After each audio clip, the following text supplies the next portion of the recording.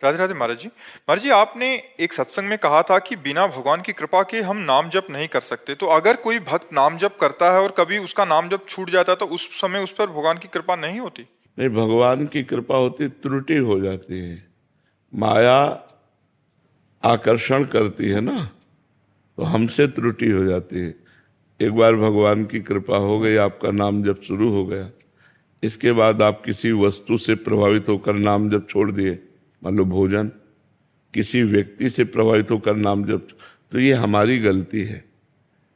कृपा और गलती कि हम किस भोजन में इतना आसक्त हो गए कि भगवान को भूल गए, भोग में इतना आसक्त हो गए कि भगवान को भूल गए, परिवार में इतना आसक्त हो गए कि भगवान को भूल गए, समस्या में इतना पीड़ित हो गए कि भगवान को भूल गए। तो कई ऐसे क्षेत्र हैं जहां हम असावधान हो जाते हैं और भगवान का विस्मरण हो जाता है। इसी का नाम माया है। जो भगवान का विस्मरण करा दे वो माया, और जो भगवान की स्मृति में डुबो दे वही भक्ति। तो हम भक्ति को पकड़े, बार बार अभ्यास करें नाम जप का, इसमें भगवान की अकृपा नहीं है। पहली बात तो भगवान किसी पर भी अकृपा नहीं करते।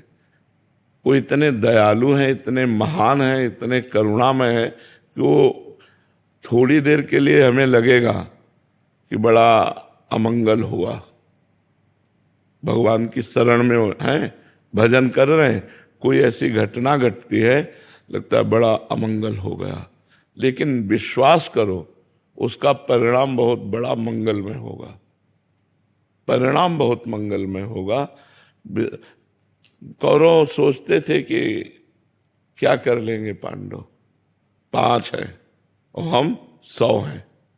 और जब महाभारत युद्ध हुआ तो कौरवों के पक्ष में 11 अक्षौणी सेना और पांडवों के पक्ष में 7 अक्षौणी सेना। पर ये नहीं समझते थे कि अखिल ब्रह्मांडों को बल प्रदान करने वाला उनके पक्ष में है। तो भक्त के पक्ष में भगवान होते हैं।